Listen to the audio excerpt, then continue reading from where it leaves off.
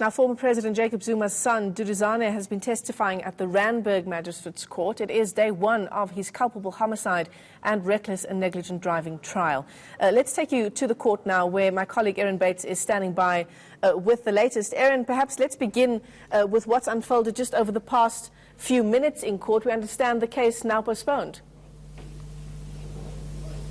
Yes, that's right, Michelle. Duduzane Zuma's testimony today on that fatal car crash of 1 February 2014, quite short-lived, and all due to a malfunctioning stenographer here in Court 13 at the Randburg Magistrate's Court. Matters have been postponed until 8:30 tomorrow, when Duduzane Zuma is set to continue his evidence on the crash and what happened that night in Sandton. So perhaps, Erin, just take us through what he was able to say while he was on the stand.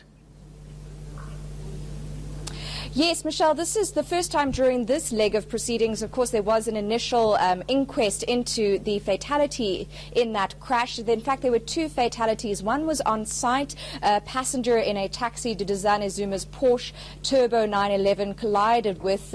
She died, Phumzile Dube, whose family was here.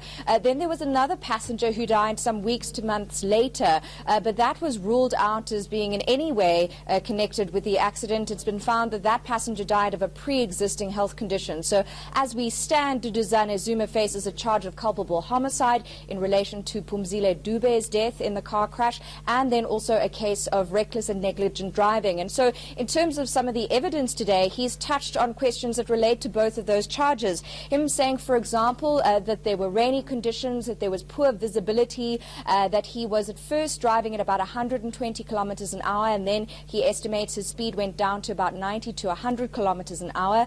He was in the fast lane and believes that he was driving responsibly under the conditions. When asked to respond to a question on that theme by the state prosecutor, he said when he hit a puddle, he believes, his car began to spin. At that point, he couldn't determine what was around him.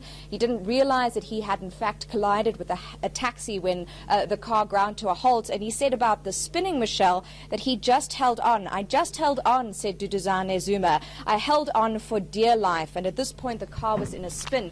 Later on as evidence, and forgive me just while I check my notes, we couldn't take this live due to a court order that these proceedings cannot be filmed, although the final closing arguments will be allowed to film. We will be allowed to film them.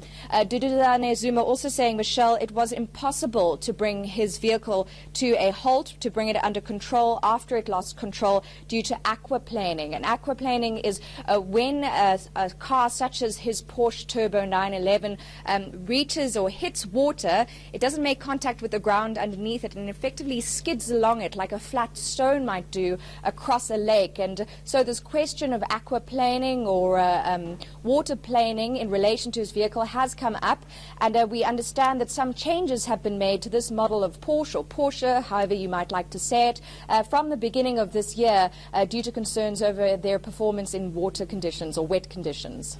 Now, Erin, we've seen in the past when Duduzane Zuma, in previous appearances in court, that there's always been massive support for him, massive support for AfriForum as well. AfriForum, of course, being the organization that would have brought a private prosecution had the NPA not proceeded in this matter. But is that still the case there today? Are you seeing massive support for the former president's son? Certainly tapered down support, I would say, compared to previous appearances. And ironically, of course, some DA supporters who'd pitched up before, seemingly in support of the Dube family, rushed to get selfies with Duduzane Zuma during one of his preceding appearances. Far less of a black first, land first crowd here today, although some senior members of the party were here. There was a little bit of an altercation or a ruckus in court with some black first, land first members in the second row and AfriForum's Kali Kriel in the third row, but that was quickly curtailed by the state prosecutor here, insisting that this is a court and there should be order during court and between court proceedings.